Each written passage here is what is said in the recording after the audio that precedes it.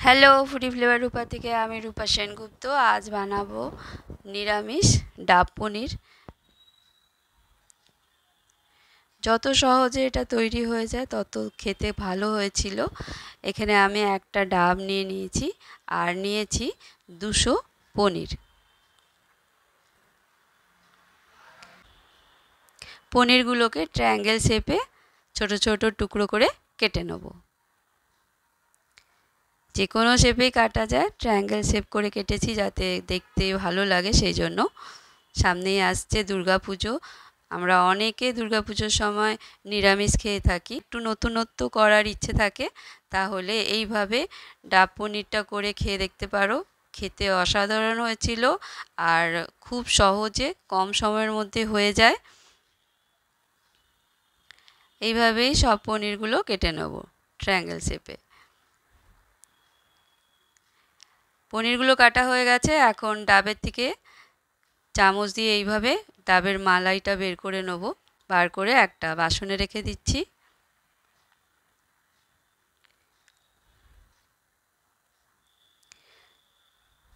ডাবের থেকে পুরো মালাইটা বার করা হয়ে গেছে। এখন মিক্সার জার নিয়ে নেব। মিক্সার জারে 1 চামচ চারমগজ আমি ধুয়ে রেখেছিলাম, মিক্সার জারে নিয়ে নিলাম। আর দেব 1 চামচ পোস্ত। ডাবের মালাইটা পুরো দিয়ে দিলাম। আর দেব 2টো কাঁচা লঙ্কা দিয়ে জল না দিয়ে একবার মিক্সিতে ঘুরিয়ে নেব।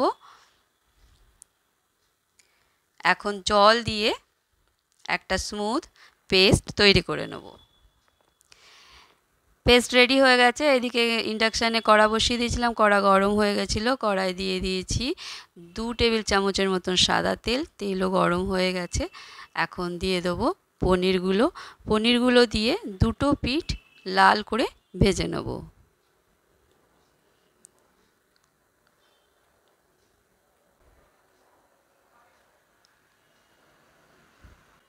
পনিরের 2টো পিঠ লাল করে ভাজা হয়ে গেছে।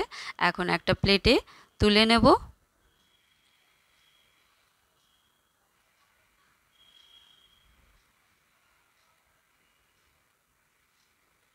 ওই তেলেই দিয়ে দেবো 1/2 চামচ আদা কাঁচা লঙ্কা বাটা।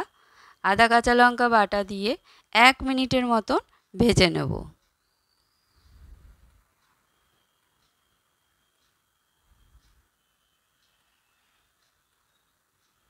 1 মিনিট ভালো করে ভাজা হয়ে গেছে। দেবো ডাবের মালাই আর চারমগজ পোস্তর পেস্টটা দিয়ে 5 মিনিটের মতন ভেজে নেব।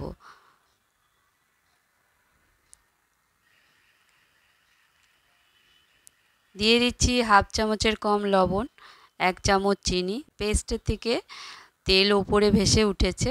5 মিনিট ভালো করে ভাজা হয়ে গেছে। এখন দিয়ে দিলাম পনিরগুলো। পনিরগুলো দিয়ে দেবো ছোটো বাটির 1 বাটির মতন জল। দিয়ে 2 মিনিটের মতন হতে দেবো। লবণটা টেস্ট করে নেব। লবণ একদম ঠিক আছে। দিয়ে দিচ্ছি অল্প গরম মশলার গুঁড়ো। গরম মশলার গুঁড়ো দিয়েও ভালো করে পনিরে খুন্তি দিয়ে নাড়িয়ে মিশিয়ে নিয়েছি। আর দেব 1/2 চামচের মতো ঘি।